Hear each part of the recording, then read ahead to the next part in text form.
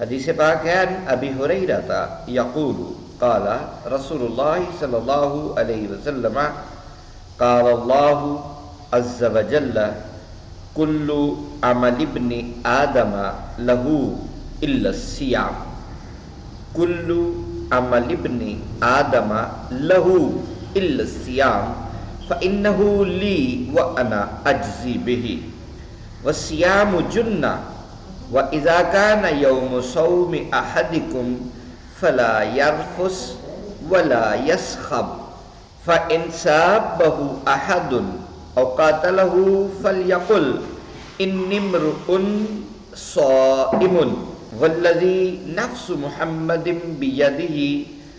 لخلوف فم الصائم أطيب عند الله من ريح المسك للصائم فرحتان یفرحہما اذا افطر فرح واذا لقی ربہ فرح بصومہ متفق علیہ۔ حضرت ابو ہریرہ رضی اللہ عنہ سے روایت ہے کہ حضور نبی اکرم صلی اللہ علیہ وآلہ وسلم نے فرمایا، اللہ تعالی نے فرمایا بنی آدم کا ہر عمل اسی کے لیے ہے سوائے روزہ کے، روزہ صرف میرے لیے ہے اور میں ہی اس کا بدلہ دیتا ہوں، اور روزہ ڈھال ہے، اور جس روز تم میں سے کوئی روزہ سے ہو تو نہ فحش کلامی کرے اور نہ جھگڑے، اور اگر اسے کوئی گالی دے یا لڑے تو یہ کہہ دے کہ میں روزہ سے ہوں۔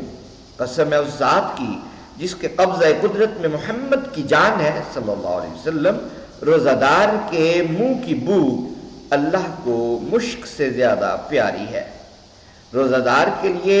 دو خوشیاں ہیں جن سے اسے فرحت ہوتی ہے، ایک جب وہ روزہ افطار کرتا ہے، اور دوسری فرحت دیدار کہ جب وہ اپنے رب سے ملے گا تو اپنے روزہ کے باعث خوش ہوگا۔ اس کو امام بخاری نے، امام مسلم نے، دونوں نے روایت کیا ہے۔ السلام علیکم ورحمۃ اللہ وبرکاتہ۔